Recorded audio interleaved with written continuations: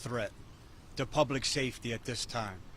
But that certainly wasn't the case at 12:48 this afternoon, when our 911 call takers received several phone calls of an armed gunman who was discharging his firearm in the parking lot of the washed up car wash here in East Brandon Boulevard. Three of our deputies arrived within moments. Matter of fact, one of them, as she was arriving, her vehicle was struck with one of the rounds from our suspect. When you want to talk about the grace of God, here's another prime example. The round hit the vehicle just behind the front seat of the passenger side of her patrol car. A few inches forward, and I'd be sitting here having a much different discussion with you this afternoon. But this didn't stop her. This suspect who tried to kill her, it didn't work. Her and the other two deputies continued to charge forward towards danger, entering the back road leading up to the rear of the business and charging towards where he was. As they got a little closer to three of them, he sees them and fires several shots trying to strike them. Fired so many shots that he had to reload his gun, dropped the magazine, and reloaded his firearm.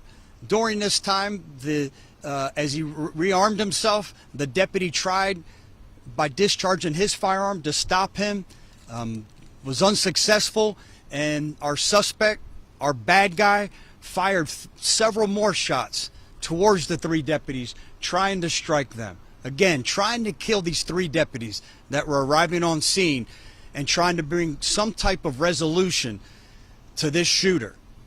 The shooter that was creating chaos in a convenience store parking lot, the car wash, and a business professional parking lot behind it, and as we all know, a very busy road. Any of these individuals traveling or walking or being employed in one of these businesses could have been a victim here today. I'm excited to announce that there's no injuries as a result of his actions today.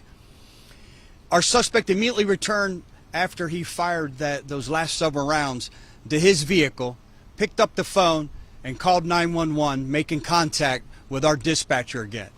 He was irate about the treatment, mental health treatment that he had recently received here at one of the local hospitals. We're extremely fortunate that we had a crisis negotiator who was inside the building, who ran upstairs to dispatch, jumped on the telephone with the individual, and started to immediately de-escalate this individual, trying everything we could to assure him that we wanted a peaceful resolution. At some point during the conversation, of this lengthy conversation, he said he wanted help.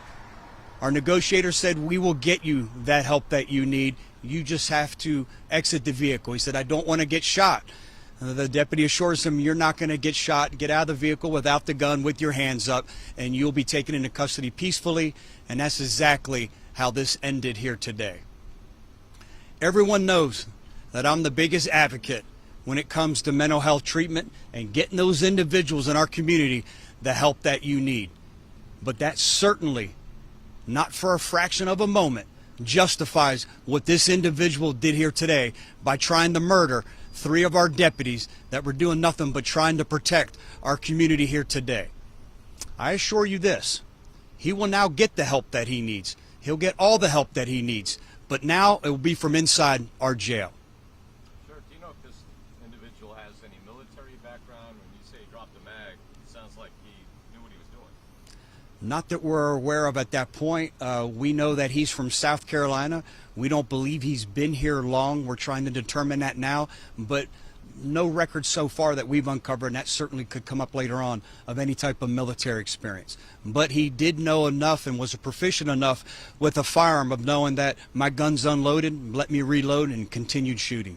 Sheriff, Sheriff, so when he got back in his car, your deputies had eyes on him at that point. You took tactical cover around the car at that point? Correct, along with other deputies that were arriving on scene. All took tactical cover to make sure that they were protecting everybody around the businesses. We immediately sprung into action and shut down Brandon Boulevard both ways to make sure if there was an additional gunfire, again, that no one in this community no innocent bystander in this community would be injured by it. And there are other victims in this incident besides your deputies, is that correct? No, fortunately, and I don't know how to explain it, as he was discharging his firearm as indiscriminately as he was, as we were getting those 911 calls, fortunate, again, when I talk about the grace of God, neither of the 3 deputies or any of our community here today was struck by gunfire.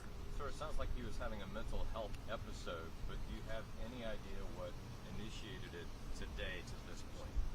We do not. This is the Hillsborough County Sheriff's Office first contact with this individual.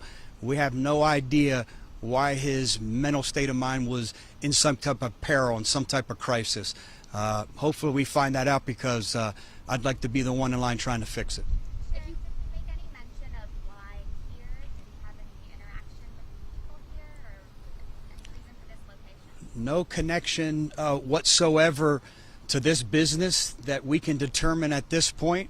His girlfriend saw him on Facebook Live having some communication as he was walking around the parking lot talking to different customers and individuals that were here, and she's the one that informed us that he suffers from some type of mental health crisis. She didn't know exactly what, only knew that he severely needed to get some help. He apparently fired a shot at a car wash employee before your deputies got. That could be. We're working through that now. We have witnesses separated. We're doing interviews again. This is extremely preliminary. We're doing everything we can to do that, again, that secondary investigative techniques that we need to make sure that we have every detail that we need. And we'll certainly be as diligent as we can to our community out here.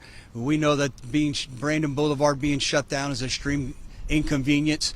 We're working as diligently as we can. Our crime scene individuals processing this, and we'll get it open as rapidly as possible. Last question. You preached about gun violence before, over and over and over again. It never stops, this gun violence in our community. Well, worse yet than gun violence is someone who's suffering from some type of mental health crisis that has a firearm. And that's what we faced here today. This individual has no business having a firearm until they can get healthy. And you saw the fact that an unhealthy individual has a firearm is what we witnessed here today. Thank you, Sheriff. Thank you, everyone. Sheriff.